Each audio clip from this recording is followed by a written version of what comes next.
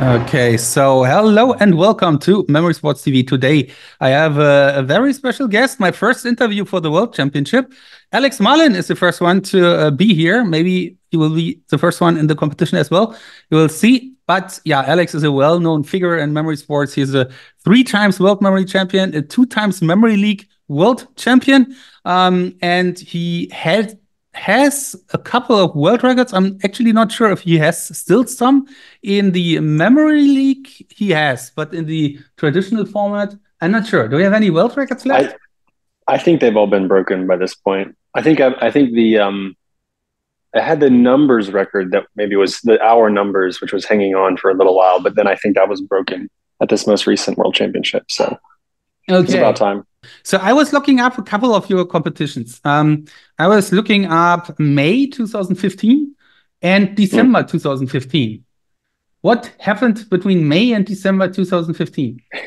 Because Yeah, that's kind of just when everything kicked off. Yeah, just to give a bit context, there was the XMT in 2015 in May, and Hmm. we played each other, and I still won somehow, Yeah, and in the semifinal, but with bad scores from both of us. And then in the end of the year, you suddenly become the world champion, very close in the final against Marvin. But yeah, what happened in this time?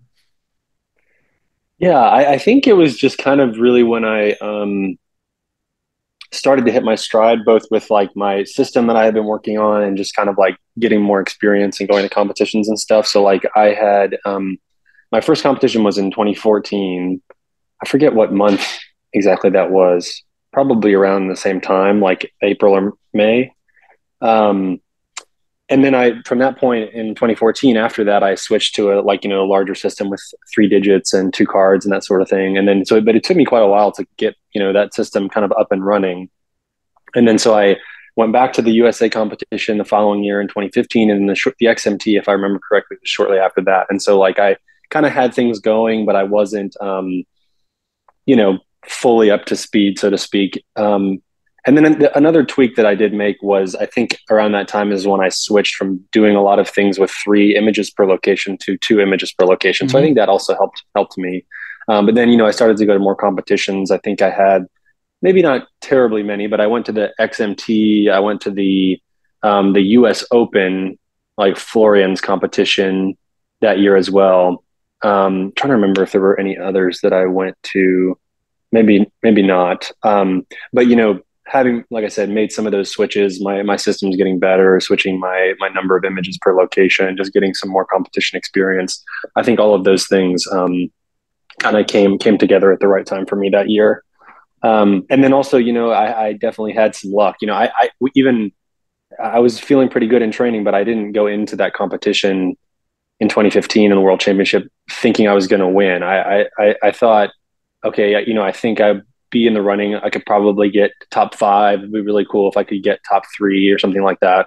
Um, but I definitely wasn't expecting to win, and I didn't win by very much. I was trailing most of the competition, and it really wasn't. I forget the exact details, but it wasn't till the last day where I was thinking, okay, I may be able to, if I do a good enough cards time, I can kind of slip in at the end ahead of Marvin because it really came down to that last event by just a hair or so. I remember doing about 24 seconds on the first cards attempt, and if you look at that time with Marvin's final score, that wouldn't have been enough. I didn't know this at the time, but I ended up doing 21 seconds on the final attempt.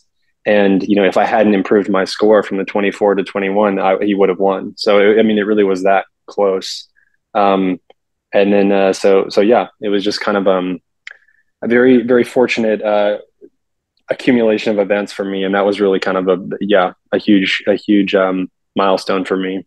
Yeah, so yeah, you're right. 50 points difference in the end, or 52 points, so very, very Something, close. yeah, And I mean, this is one side of the medal. You change your system and things like that from 3 to 2 on a location. But the other side of the medal is maybe, I mean, is there any point or experience or decision you made to say, okay, I want to do that. I want to dig deeper here. I want to do that because I mean, you need some kind of motivation for that to really go that way? You could also sit back and say, okay, it was nice in the XMT, but I don't care too much. So what was it? What drives you? What drove you into it? Yeah, that's a good question. I can't think of a specific moment in time. But I remember thinking to myself, like at some point, I had been training for about a year up to my first competition, which, like I said, was the 2014 USA National Championship. And at some point in that time, before I went to the USAMC, I had already made a decision in my mind that, okay, I'm going to keep using my system until the competition, and then as soon as the competition is over, I'm going to start making the larger system. And I don't know what exactly got me to that mindset change. I think part of it was just that, like, the training was going well, and I felt like I was enjoying the training, and just memory sports in general quite a lot. Some of it was also, and knowing that, I already felt like I was kind of plateauing a little bit. And so thinking to myself, okay, I think there's opportunities for really going to the next level with a larger system. Some of that was talking to other people like Lance, and other things like that. But I think I just kind of, like I said, reached a point where I was like, okay, I'm enjoying this enough. I want to keep doing it. I think I'm near a plateau potentially. And let's just go for it after this competition is over and see what happens. Cool. So, did you use any kind of like new training methods, like unconventional training methods? You talked a bit about drills and so on. Can you describe that? What does it mean, and how did it work for you? Yeah, that's pretty much always something that I've done, is just like doing training drills. And just for anyone who doesn't know what I mean, it's obviously you can sort of train the events kind of as you would do them in a competition. So like for let's say the speed cards event, you would memorize the deck of cards, you would recall the deck and do it exactly the same as you would in an actual competition. But I like to spend a decent amount of my time just doing training drills where you basically are just visualizing the images in the deck. So you like go through the decks, and you're visualizing the images that you would see, but you're not actually making an effort to memorize it or recall it. So you don't put it in a location. You don't go back after the deck and then try to recall it. You're just practicing that act of seeing a pair of cards, creating an image, and then going to the next one, just to practice your recognition speed. Because Mm-hmm. there's a few kind of bottlenecks in terms of how quickly you can go, and the main one is really just how quickly can you look at a set of numbers or cards and translate that into your system image.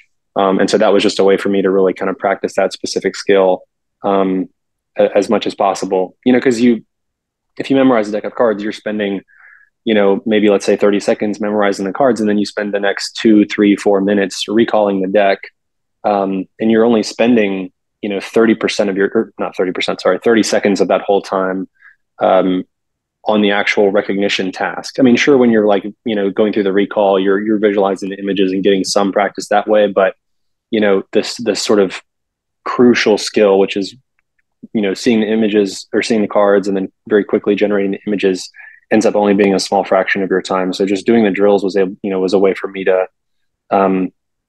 really dial that amount of Mm-hmm. practice up for that specific skill. And so that was kind of something that I had done for a long time, even going back, like I think before the USA, my first competition, Mm-hmm. but that's just something I've done for all the years I've been competing. And is it really just visualizing or saying the words in your mind? It's visualizing. It's visualizing. Um, yeah, I try to just like, I mean,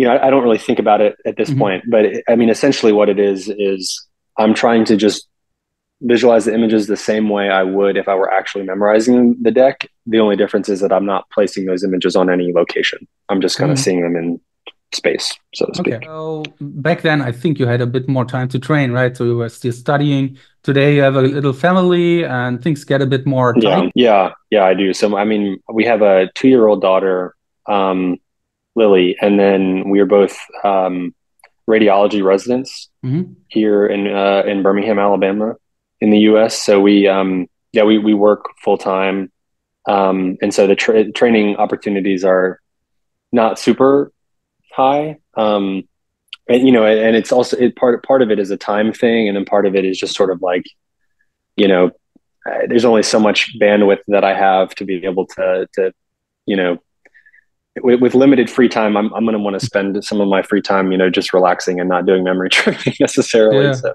Uh, yeah, so how do you there's just balance more it? going on these days. Sorry, how do you balance it? Is it like you do in the morning a bit of training, or is it just if you have free time and you feel today is a good day for doing it, you go for it?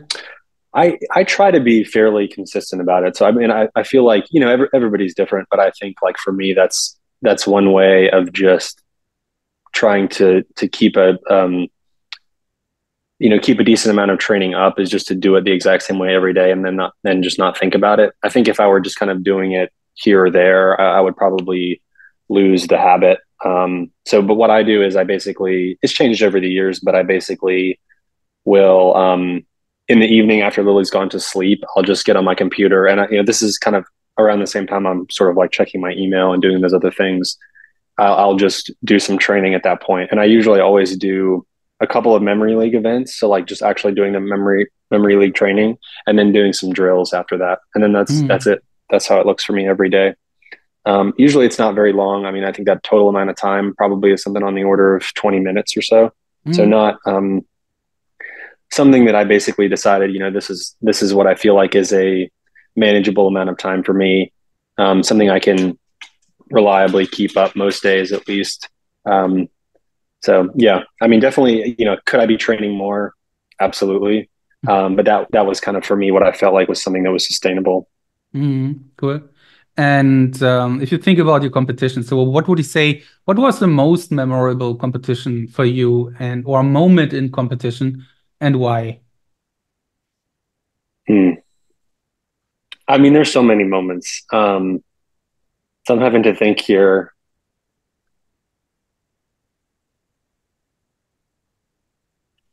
I mean, I think that certainly the first one that kind of the first thing that I thought of when you asked me that was winning the first world championship, because that was Mm, just, that was the first, I th- make sure I'm getting this right. That was the first competition I had ever won, hmm. was the world championship. Not the So, US championship? um, no, because the first year I competed, I got second Okay. to Nelson. And then the second year I got like fourth or something like that. Because I made a mistake on, like in the kind of early part of the final round. Um, and then the XMT, I made it to the semifinals, and then the U.S. Open. I don't think I won that. I might have had the highest U.S. score, um, but not the overall winner. Um, so yeah, I mean that was the first competition I think I had won, and then just like have already talked about, just kind of how nail biting it was. Um, and just that whole experience of it really was my first kind of like big competition, because the XMT is kind of its special. It's kind of its own thing. Same with the USAMC. And then Florian's event, that was the first year he had ever done it too. And that was a smaller event. I mean, the World Championship was like my first big experience with a memory competition. And to have it go the way it did was just, especially coming, like I said, coming down to that last speed cards event, it was just, it sticks with you. Mm, So that's cool. kind of the first thing that I think of. But there's so many moments. I mean, I think it's been such a thankfully I've had, I think, more ups than downs in my memory sports career, but there's just been so many moments throughout the years that I reflect on and think about from time to time. Cool. And can you share any experience where you had to overcome like an emotional, challenging situation in a competition? Something where you felt, okay, it's not going my way, I have to change something. How did you improve in this field? Was it a problem more in the past, or was there any specific moment? And did you improve on that, and how? Yeah, certainly there are many things that happen like that, because you train, and obviously you'll know this as well as I do, if not better. You train, you have your kind of system for training, and you get used to your parameters and the way that you do things, and then you go to a competition and you just have to be kind of adaptable. Things change. There's new distractions in the room. The events happen in maybe a slightly different way than you're used to training, and so you have to just kind of adapt to them. The first thing I thought of when you said that was at that second USA competition. So like, I ended up making a mistake in the final cards round, which for anyone who doesn't know is you're memorizing two. So there's a sort of a prelim session in the morning, and then there's a final session which happens on stage in the afternoon, and it kind of gets whittled down from a field of 8 people in the finals down to the winner. Last event is memorizing 2 decks of cards, and you basically memorize the cards backstage, then you read out the card, or you recall the cards on stage one by one. And I realized like very, very quickly that, this was the first competition, like I said, that I was using my new 2 card system. And I realized that it's one thing at home to just recall an entire deck out loud by yourself. But what was happening on stage was people would just start reading off the cards very quickly. They would, 2 of spades, 3 of diamonds, and I just basically got lost because all of my images encode 2 cards. And so like, I was just losing where I didn't even know, like it basically got to a point where I was thinking, is this the first card in my image or the second card? Because I'm in my head, I'm just seeing the image, and it's not necessarily easy for me to say, okay, I'm seeing a watch that's like a jack of clubs and a 3 of diamonds, and that last person just said 3 of diamonds, so I need to be on the next. I don't know if this is making a whole lot of sense, but it was just basically I realized very quickly that I was getting lost in how quickly people were recalling the cards, and that's what happened. Is I lost track, and I couldn't figure out where we were in the deck, and I just like couldn't get out the next card you have like 15 seconds to recall it. So that was a mistake that I felt bad because I had been training. I was able to do a 2 decks of cards. They give you 5 minutes to memorize it. I was able to do it easily in that time. And there are several people, at that competition who can do that. But, it felt very disappointing because I knew I was able to do the entire 2 decks. I just couldn't, I had lost my focus and just like couldn't complete it for a reason that I just hadn't predicted very well at home. And so I had to kind of be adaptable about that. And in the future years, like the following year, I was able to win the event, and I really at home trained that very hard. Like, I would have my wife, like, read off random cards very quickly, and I would have to, and I just really knew I had to focus on staying right on top of where we were in the deck and the place. So that was just something I had to learn the hard way. And I just tried to focus and make sure that mistake wouldn't happen again. And nowadays, sometimes you have really pressure games in Memory League. You see that you always have like a routine, or it looks like that you have a routine, like really relaxing or sitting there, calm, breathing. Is it kind of trying to be in the mental state, like with a small meditation, or what is it? Or is it just going through your journeys? I think it's both of those things. It's definitely, I'm running through my journey beforehand. So that's like probably the biggest thing, but it's also just trying to kind of like get into the right headspace. Cause I mean, especially for Memory League, just because of how fast it is, your focus and your level of concentration is everything. So yeah, I think it's both of those things. It's just, getting prepared with the journey. And that's something I've always done. Just, I guess I don't really know what other people do, but I've for every competition, whether it's Memory League or anything else, like before a particular event, I'll always run through my journey just beforehand and make sure it feels comfortable. Cool, thanks. And have you, during your memory sports career, have you ever felt like burnt out and maybe stressed about memory sports, maybe thinking about never doing it again? Any thoughts like this, or how do you feel about it? I think so. I don't know that there have been periods where I like haven't trained at all for like up to like a month or two. But the truth is, and definitely times when my motivation's been higher or lower. But I think that I've never really gotten to a point where I thought like, oh, I'm going to quit now. And I've thought about it a lot, and I don't necessarily have a very like articulate answer. Basically, I just kind of felt like, and this is a lot of things kind of factor into this, but part of it is just that I feel like, I try to, as I've talked about, keep up a sort of manageable, sustainable amount of training so that it's not so much that it feels overwhelming. You know, if I was trying to do an hour of training every day, there's no way I would be able to do it. Mm. Um, so part of it is that. And then part of it is just like everything kind of else that I feel like I get from memory sports, which is, it's, you know, it's basically like playing a game to me. You know,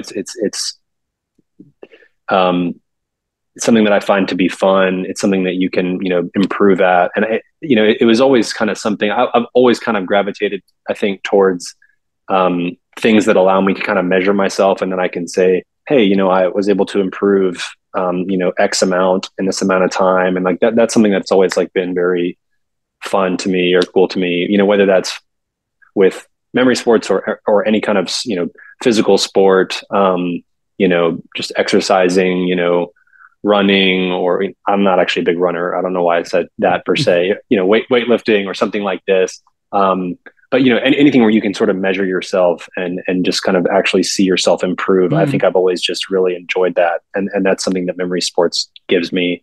And you know, just like the challenge of it as well. I mean, there's so many different, like, certainly it's very repetitive, Mm. you're seeing the same images over and over again, using the same journeys. You're looking at, you know, the deck is not necessarily going to change that much. The numbers they're always the same digits, 0 to 9. But there's so many different aspects to the whole process of competing in memory competitions, whether it's from, you know, the training to the actual events to creating your journeys, creating your images, changing the images, changing the journeys, doing different things in training. There's like so many different things that you can work on that it never really gets boring to me. And I try, over time, you know, sometimes this has been frustrating, but I try to sort of see each of those things as an opportunity or a challenge that's exciting. Mm. And so I think just a, you know, combination of all of those things has kept my motivation up. Um, and this is, you know, I don't have any proof that like doing memory sports like keeps you mentally sharp. You know, I know people talk about memory training in general that way sometimes.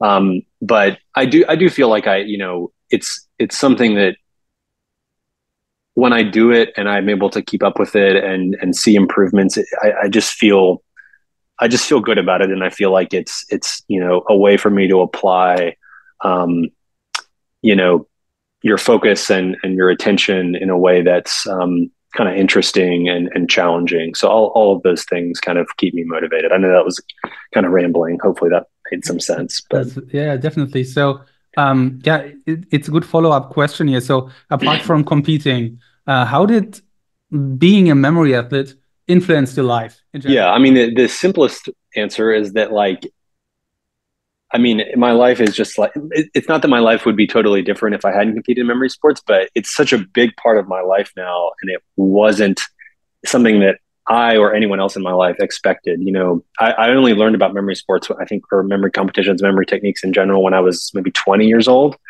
And just the fact that, you know, I'm 31 now, the fact that I've spent, like, you know, almost 11 years now doing this kind of thing on a daily basis is just kind of mind blowing, and it has allowed me to do tons of things that I never would have otherwise done. You know, go to all these different competitions, see lots of different parts of the world that I wouldn't have seen, met a lot of people that I, you know, never would have met.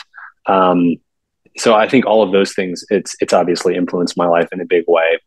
Um, in terms of, you know, how it's changed my life, you know, in terms of using memory techniques for non-memory competition things, it definitely has, to an extent. You know, I started to try to apply memory techniques to my medical school work. You know, after I was, this was around like 2014, 2015, kind of after I had started competing in competitions.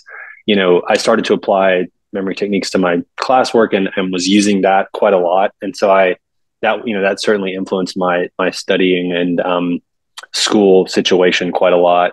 And then after that, you know, it's something that I do use in my daily life, partly to learn new things, learn people's names, stuff like that. But I wouldn't say it's at this point something that's, you know, so pervasive that it's just you know, impacting every part of my life, because it has waned a little bit in recent years. Um, but I think kind of the other way it affects me is just kind of going back to all those things I was talking about with motivation and wanting to keep it up. Is just it's just a way for me. It's kind of an outlet for me to, um, like I said, work on my focus and attention, and just like something to kind of occupy my interest and keep me feeling challenged. That is also a way that it obviously impacts my life as well. And what do you think? How important? I think in 2017 or 15, I'm not sure. Your parents have been accompanying you in the championship, in the World Championship. Was it 15 or They were 17? they were there in 2017 in 17, Indonesia. Yeah. together with your wife. And I feel that family is a really important part of someone who is doing something like that, being supportive in terms of giving you free time to train, going around the world. So how much influence has your wife and your parents or your family on you and your career as a memory athlete? Yeah, I mean, certainly my wife more than anyone. I mean, she's had to deal with me training every day for the better part of 11 years. Um, and just, she helps me in other ways too. She just keeps me sane in general. B, she definitely has helped me. Like I said, I helped, she helped me out practicing the finals event at the USA competition with the cards. She does things like that all the time. And also, when I started to kind of apply, she was also in medical school with me. So like when I started to try to use memory techniques for school, she was doing it with me, and we were always discussing things with each other.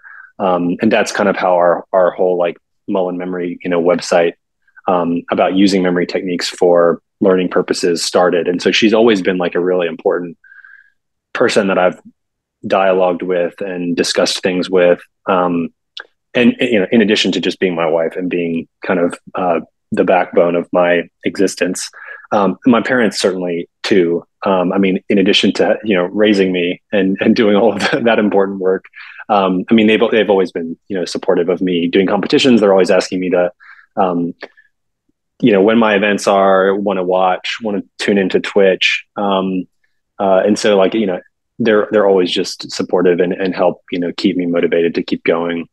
Um, my daughter too. I mean, I don't think she knows what I'm doing, but we've told her that I'm like going to do a competition or a match, like enough that she like kind of knows what it is now, sort of in an abstract way.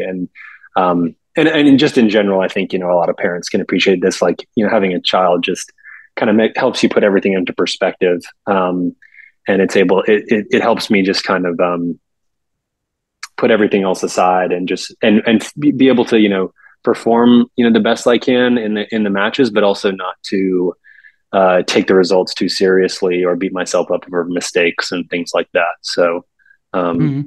yeah, definitely my family just across the board has been so essential for me in every way, especially in memory sports. Cool. And I think you also have been to a couple of TV shows and so on. And yes, US TV. I think you have been to China as well for a big TV show. Have you? I think so, yeah. Yeah, Um, yeah. do you think there are any misconceptions about memory athletes? First of all, I would say that the vast majority of people have no idea what a memory competition Sure. is. So Yeah. there's maybe no misconception in that in that sense. But yeah, I think most of the time, my sense is that people hear about a memory competition or these like memory records that we have, and they just think, oh, those are just like incredibly savant, like people Mm, who do things that they're just kind of born that way, and it's sort of a freak of nature type thing, and there's no way that I could ever do that. And so that certainly is not true. As we have, and your channel is obviously a perfect um, representation of this. But no memory competitor I've ever met has been able to just like look at a page of numbers and just have it memorized like it's some sort of photographic memory type thing. It's all about just like applying, systems and the techniques and practicing a lot to be able to do it. I think almost anyone can learn the technique and do things very quickly that they would never have thought they could do. Um,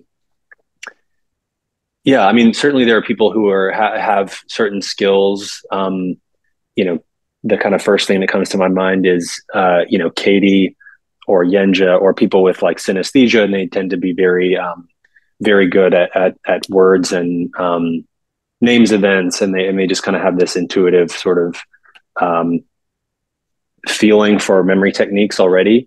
But that being said, I think the vast majority of competitors who have done really well have not had synesthesia or any kind of special innate skill like that.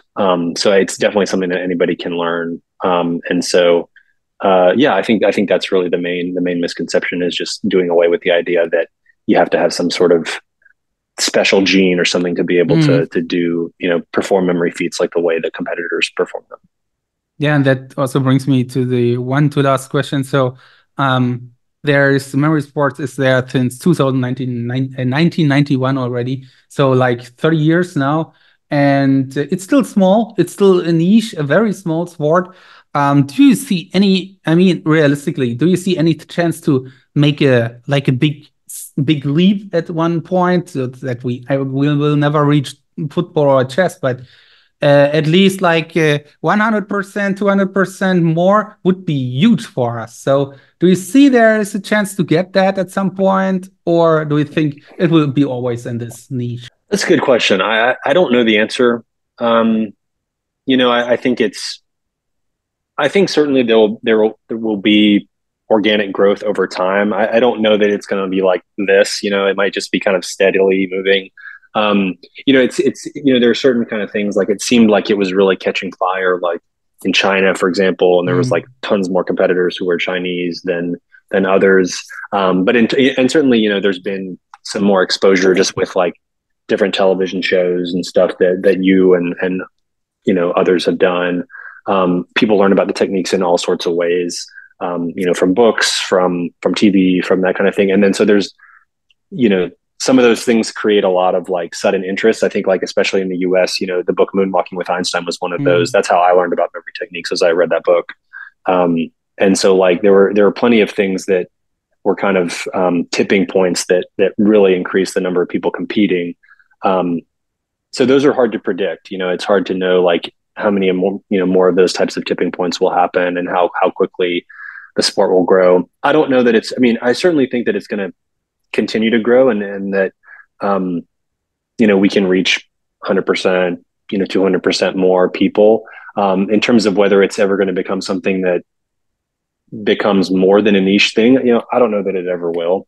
And I'm okay with that. I don't necessarily think it needs to become like something that every single person does, but I will say, like, just even in the time that I've been competing, like if you ask the average person, at least, in the US, like if they've heard of a memory palace, the percentage of people who know what that is way higher than it used to be. So, I think like things that have happened have definitely increased awareness. And so I think I would expect the sport to continue to grow, like I said, but I don't know that it's ever going to be huge, which is fine. Yeah, but you're right. Same in Germany. So people really have heard about it. If you tell them a method of loci or memory palace, they always, oh yeah, I remember that. You go through a room, they never really know what's going on, but kind of. Yeah. And this is very cool to see. Yeah, last question. So imagine yourself when you started memory sports 2013, 14. Now, if you could go back today to your younger self, 2013, 14, is there any advice you would give yourself? Don't do it. No. Yeah, I'm trying to think. Young Alex, 21 years old. Yeah, I would have said switch from three images per location to two. No, that's kind of silly. I honestly, this sounds maybe a little cliche, but I don't think I would have. I don't think there's anything really to say. I think, everything that's happened over the course of the career has been something that's, it's been just a process and like, a journey of getting better in small ways here or there.